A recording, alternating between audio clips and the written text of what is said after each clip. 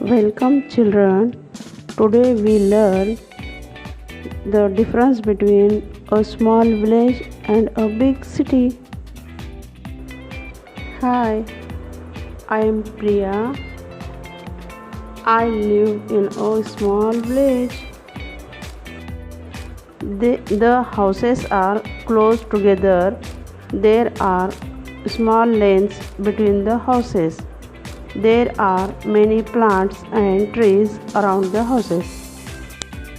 Daji Kaka is our neighbor. He keeps cows and buffaloes.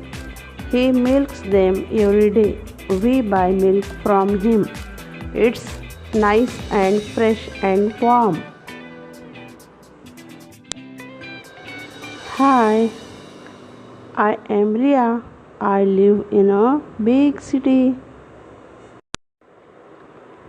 There are big buildings and wide roads in our city.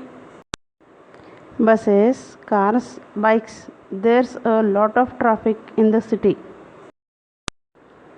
There's a dairy near my house. We buy milk from the dairy. We get the milk in a pouch. It's nice and as cold as ice.